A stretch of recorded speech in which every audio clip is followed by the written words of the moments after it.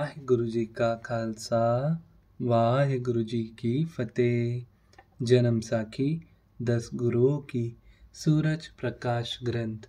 साखी गुरु गोबिंद सिंह जी की। माता सुंदरी जी तथा साहेब देवा जी ने दिल्ली से आना।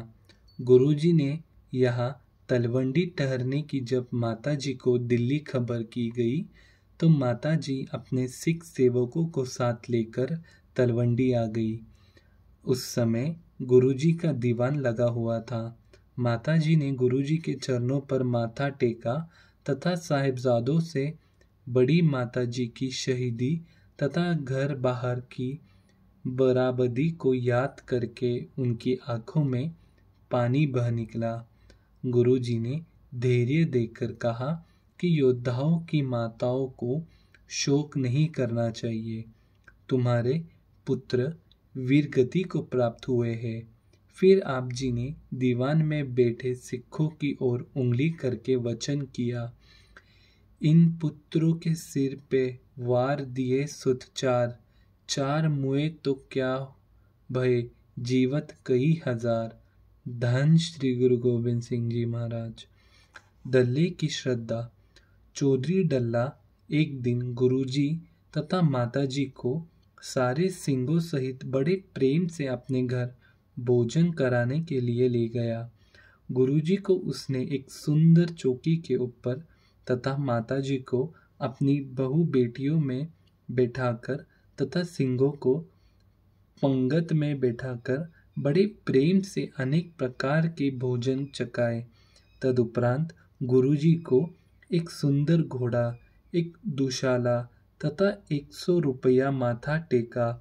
उसने दोनों माताओं को बड़े कीमती जेवर, 3-3 कपड़े तथा 51-51 रुपये माथा टेका। धन श्री गुरु गोबिंद सिंह जी महाराज। युद्ध का कमर कस्सी खोलना तथा तलवंडी का नाम दमदमा रखना। गुरु साहिब जी ने जो युद्ध का कमर कस्सा आनंदपुर साहिब किया था वह आप जी ने यहाँ आकर खोल दिया तथा कुछ महीने यह ठहरकर दम लेने के कारण इस स्थान का नाम दमदमा साहिब प्रसिद्ध किया। यहाँ भी जब आप जी के ठहरने की संगत को खबर हुई तो दूर दूर से दर्शन करने के लिए सिख सेवक आने लगे।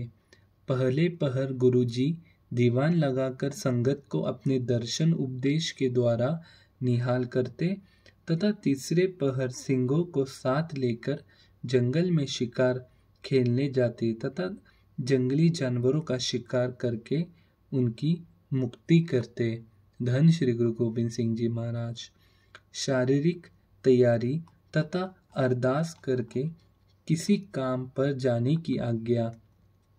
एक दिन गुरुजी जब भी शिकार पर गए तो आप जी को कोई शिकार न मिला।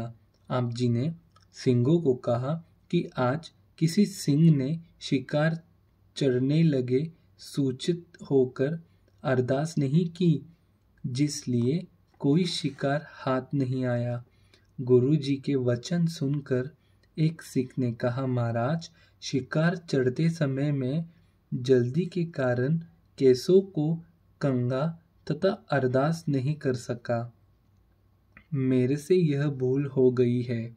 गुरुजी ने उसको कहा, अब ही जल्दी कंधा तथा दस्तार सजाकर अरदास करो। तब सिख ने गुरुजी का वचन मानकर उसी तरह ही किया तो थोड़े ही समय में जंगल में बहुत शिकार मिल गए। तदुपरांत गुरुजी ने सारे सिंगों को समझाया कि सिंगों को शारीरिक तैयारी तथा अरदास सोच कर ही अपने किसी काम पर जाना चाहिए। इससे सारे काम पूरे हो जाते हैं। इसी तरह गुरुजी सिखों के प्रति नित्य ही उपदेश तथा शिक्षा के द्वारा उनका जीवन सुधारा रहते। धन श्री गुरु गोबिंद सिंह जी महाराज। वाहिगुरु जी का खालसा वाहिगुरु जी की फतेह।